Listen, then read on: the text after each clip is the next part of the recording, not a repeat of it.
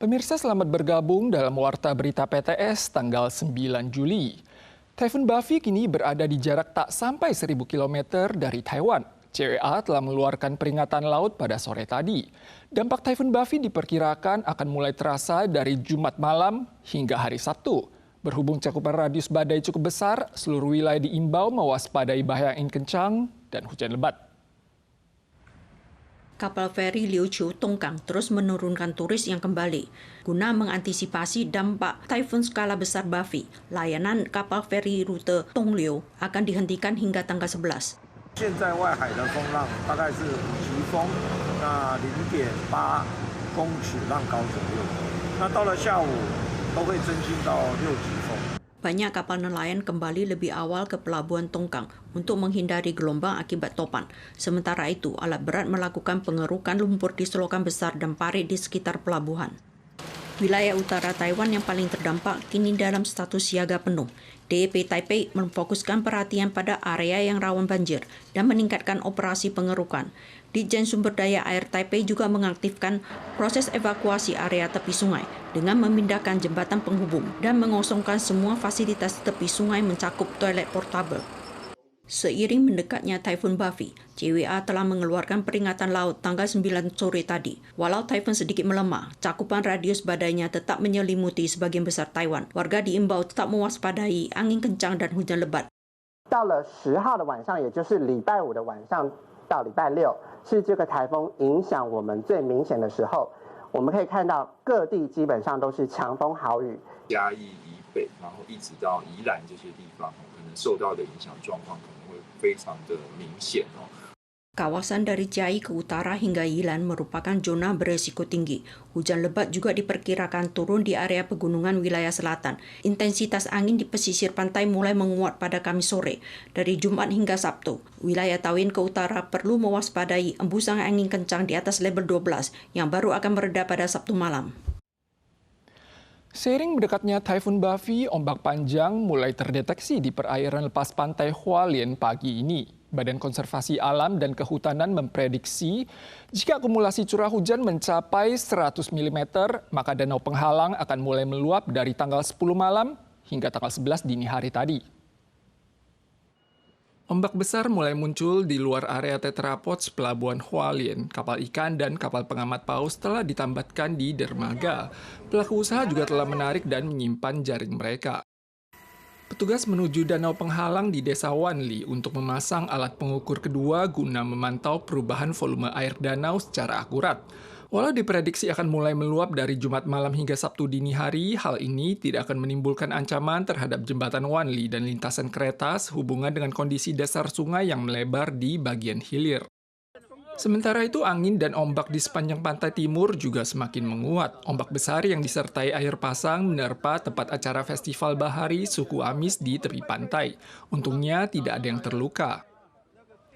Aparat kepolisian Kota Taichung menemukan PMA Vietnam yang mencari penghasilan tambahan di sela periode transisi profesi dengan bergabung menjadi kurir sindikat penipuan yang bertugas mengoleksi buku tabungan dan kartu ATM korban.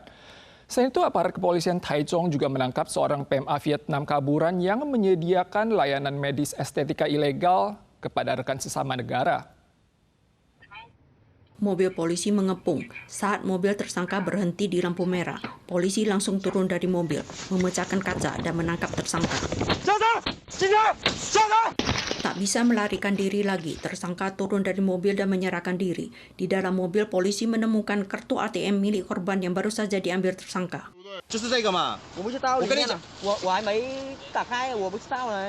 Setelah menangkap 2 kurir buku tabungan, polisi mencegat 5 kartu ATM di sebuah minimarket di Taichung. Selanjutnya, polisi menangkap tersangka bernama Pan yang hendak mengambil paket.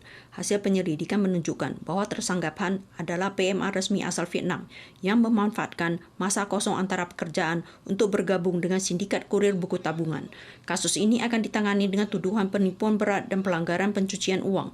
CGA juga mengamankan seorang PMA kaburan Vietnam di Taichung yang membuka praktik medis estetika ilegal. 当场查扣玻尿酸、麻醉药、肉毒杆菌等医美药剂100多瓶，与医疗器材1批。Pada Desember tahun lalu, tim investigasi Taichung menangkap seorang PMA kaburan Vietnam di distrik U Phong yang sedang menyuntikkan zat kosmetik kepada rekan senegaranya. Kasus ini telah dilimpahkan ke Kejaksaan Distrik Taichung atas dugaan pelanggaran UU Farmasi dan UU Kedokteran pada bulan lalu. Pelaku pembunuhan di distrik Sanchong 2 tahun lalu yang tega menghabisi nyawa ibu mertua, istri, dan anak tiri berusia 3 tahun dijatuhi hukuman mati dalam persidangan tingkat pertama. Hari ini Hakim Pengadilan tingkat kedua tetap mempertahankan keputusan eksekusi atas pertimbangan bahwa modus operandi yang dilancarkan tersangka tergolong sangat brutal. Akibat masalah keuangan 2 tahun lalu, tersangka bermarga Chang tega membunuh ibu mertua, istri, dan anak tiri laki-laki, bahkan sempat menetap beberapa hari bersama jasad korban di kediaman mereka di distrik Sanchong. Pada sidang pengadilan tingkat pertama, ia dijatuhi hukuman mati sebanyak 3 kali atas jumlah dakwaan.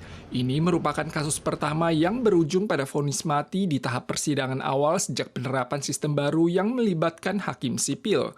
Walau oknum mengajukan banding, pengadilan menolak permohonan tersebut pada tanggal 9 dan tetap mempertahankan keputusan eksekusi hukuman mati. Skandal minyak bermasalah kian meluas. Kemarin, Administrasi Pengawas Obat dan Makanan merilis daftar terbaru produk yang ditarik dari pasaran. Beberapa di antara ke-401 produk yang terimbas merupakan camilan populer yang kerap dikonsumsi warga, mencakup onigiri daging ayam Lin Chongming dan nasi gulung Fu Hang.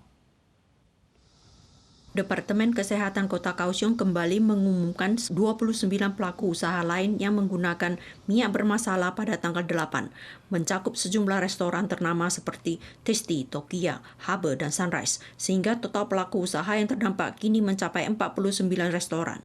卫生局已全面展开清查，厘清第三层及以下相关业者使用状况。 7 produk minyak olahan dari Namcho Oil Fat yang menggunakan minyak bermasalah telah dipasarkan ke Toserba dan Hotel Regent. FDA juga mengumumkan daftar terbaru produk yang ditarik sebagai langkah pencegahan dengan penambahan 169 item sehingga total mencapai 401 produk.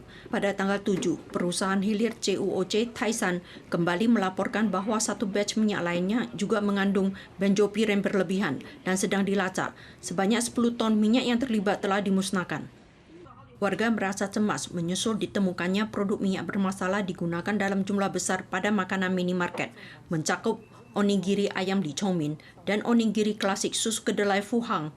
Pelaku usaha segera mengklarifikasi bahwa rantai pasokan bahan baku dan minyak mereka berbeda. Pelanggan tidak perlu khawatir. CUOC awalnya mendeteksi minyak bermasalah mencapai 1.300 ton, namun pelaku usaha tingkat menengah Thaisan melaporkan tambahan satu batch produk yang mencurigakan. Hasil pemeriksaan menunjukkan bahwa produk tersebut telah terjual lebih dari 15.000 botol dan batch minyak lain mencapai lebih dari 1.300 ton, sehingga total minyak bermasalah menjadi 2.600 ton.